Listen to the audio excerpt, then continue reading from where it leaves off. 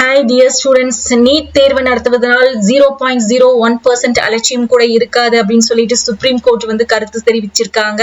So இதை பார்த்தா base பண்ணி பார்த்தா நீட் வந்து கண்டக்ட் பண்றதுக்குலாம் ரொம்ப கஷ்டம். திருப்பி கொஸ்டின் பேப்பர் ப்ரிப்பேர் பண்ணணும், திருப்பி உங்களுக்கு அப்ளிகேஷன் இஷ்யூஸ் பண்ணி அதை ஃபில் பண்ணி எவ்வளவு வேலை இருக்கு நீட்டுக்குங்கிறது நம்ம எல்லாருக்குமே தெரியும். இது பெரிய விஷயம் கிடையாது சட்டுன்னு நடத்துறதுக்கு.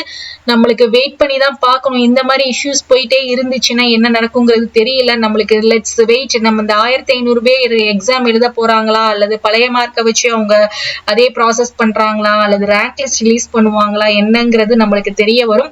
நெக்ஸ்ட் ஹியரிங் ஜூலை 8க்கு நம்மளுக்கு இதை பத்தின விஷயங்கள் எல்லாமே நம்மளுக்கு அப்டேட் பண்ணுவாங்க. ஸோ அதுக்காக நம்ம வெயிட் பண்ணி தான் ஆகணும். ஆனா இப்படியே நம்மளுக்கு நடந்துட்டு இருந்துச்சுன்னா ஆல் இண்டியா கோட்டா கவுன்சிலிங் என்ன ஆகும் தெரியல, state quota MBBS BDS counselling என்ன ஆகும் தெரியல.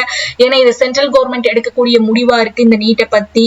ஸோ இந்த இதெல்லாம் இருக்கும்போது இந்த பேராமெடிக்கல் கவுன்சிலிங் என்ன ஆகும்? ஸோ இந்த பிரச்சனையெல்லாம் இருக்குன்னு சொல்லிட்டு பேராமெடிக்கல் கவுன்சிலிங்ல வந்து நம்மளுக்கு வேகமா நடத்திடுவாங்களா? எம்பிபிஎஸ் பிடிஎஸ் கவுன்சிலிங் நடக்கிறதுக்கு முன்னாடியே நடந்துருச்சுன்னா என்ன பண்றது? இந்த மாதிரிலாம் நிறைய இஷ்யூஸ் இருக்குது. ஸோ நம்மளுக்கு லேட்டா நடந்தாலே ரொம்ப நல்லது அப்படின்னு நம்ம நினைச்சிட்டு இருப்போம். ஸோ வெயிட் பண்ணுங்க, பேஷன்ஸா பொறுமையா இருங்க எல்லாருமே. ஸோ இதை தவிர வேற எந்த இதுவும் சொல்றதுக்கு ஒண்ணுமே இல்லை. ஸோ நம்ம பொறுமையா இருந்துதான் ஆகணும். பட் பேராமெடிக்கல் ஸ்டூடெண்ட்ஸை பொறுத்த வரைக்கும் நம்மளுக்கு கவுன்சிலிங் எம்பிபிஎஸ் பிடிஎஸ் உடைய கவுன்சிலிங் நடந்ததுக்கு அப்புறம் நடந்துச்சு அப்படின்னா நம்ம வந்து ரொம்ப சேஃபர் சைட்ல இருக்கிறோம். திருப்பி சொல்றதுதான் என்ன சேஃபர் சைட்னா நிறைய பேருக்கு கவர்மெண்ட் சீட்ஸ் கிடைக்க பாசிபிலிட்டிஸ் இருக்குது.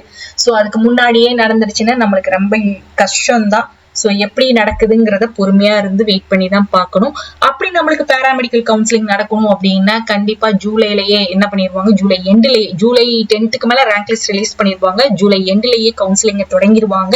எம்பிபிஎஸ் பிடிஎஸ் உடைய கவுன்சிலிங் நடக்கிறதுக்கு முன்னாடி இருந்தா.